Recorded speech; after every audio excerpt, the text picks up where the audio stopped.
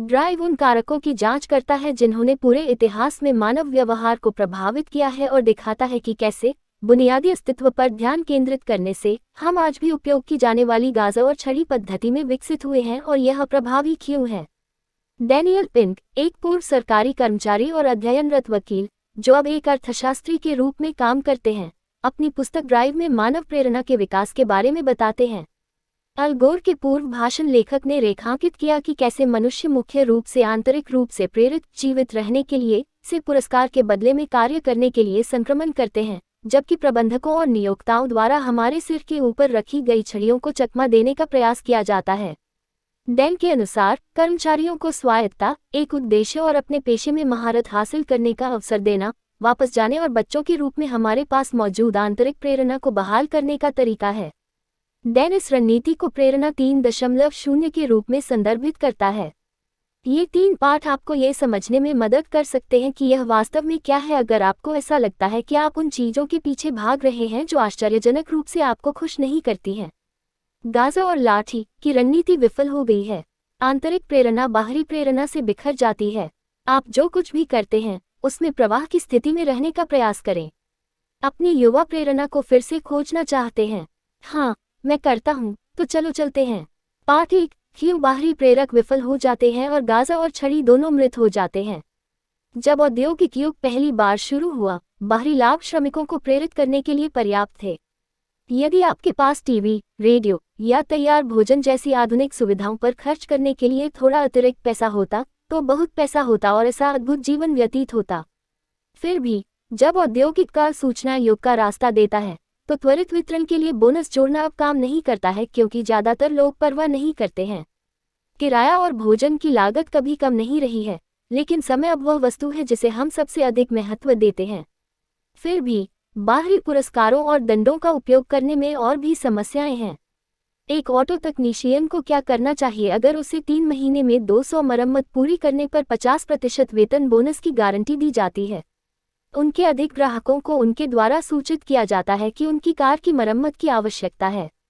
कोटा हासिल करने के लिए पैसा उसका प्रेरक बन जाता है और आवश्यकता न होने पर भी उसे मरम्मत करने के लिए प्रेरित करेगा। इसका परिणाम बेहतर, तेज काम के बजाय नाखुश उपभोक्ताओं और तनावग्रस्त कर्मचारियों में होता है। इससे भी अधिक पेचीदा नौकरियों के लिए वित्तीय प्रोत्साहनों को जोड़ने के लिए जो नवीन सोच की आवश्यकता होती है, कर्मचारियों पर इतना दबाव होता है कि वे असाइनमेंट पूरा करने में असमर्थ होते हैं। उदाहरण के लिए, जब दीवार पर एक मोमबत्ती को ठीक करने के लिए कुछ उपकरणों का उपयोग करने के लिए कहा गया, तो जिन प्रतिभागियों से कहा गया था कि वे जल्दी ठीक करने के लिए पैसे प्राप्त करेंगे, उन प्रतिभागियों की तुलना में बदतर थे जो नहीं थे।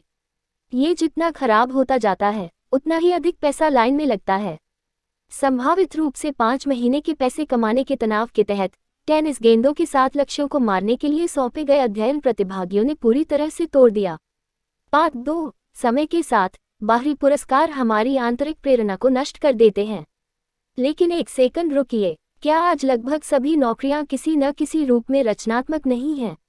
बिल्कुल, बेशक यह विकासशील देशों की तुलना में धनी देशों के लिए अधिक प्रासंगिक है, लेकिन किसी दिन हम सभी के पास करियर होगा जो हमारे काम को रचनात्मक रूप से हल करने और जानकारी और लोगों का उपयोग करने तक सीमित कर देगा।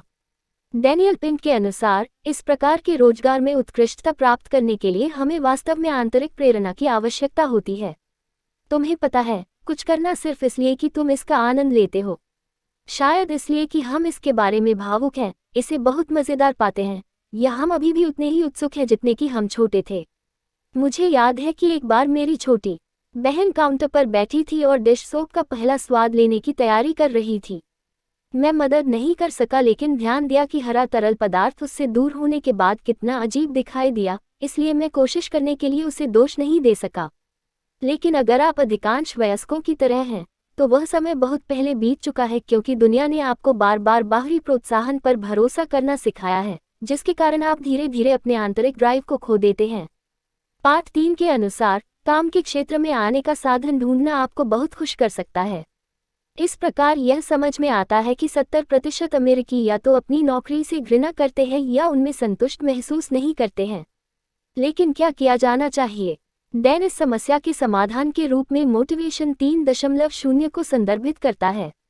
हमें उत्कृष्टता हासिल करने के लिए अपने भीतर की प्रेरणा को फिर से जगाने की जरूरत है।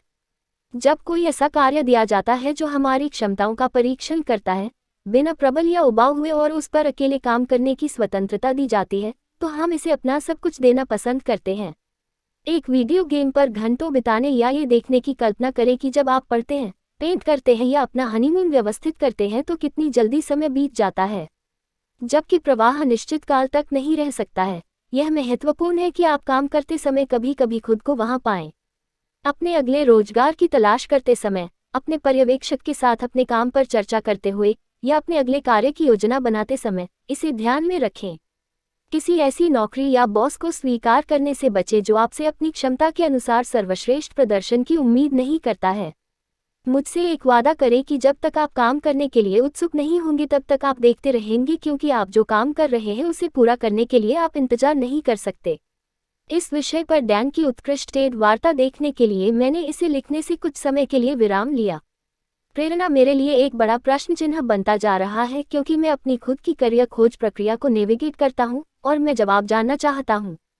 यदि आप गाजा और छड़ी के वातावरण में काम करते हैं और अपनी स्थिति से असंतुष्ट हैं, तो मैं आपको ब्लिंकिस्ट पर ड्राइव या इसके सारांश को पढ़ने की दृढ़ता से सलाह देता हूं।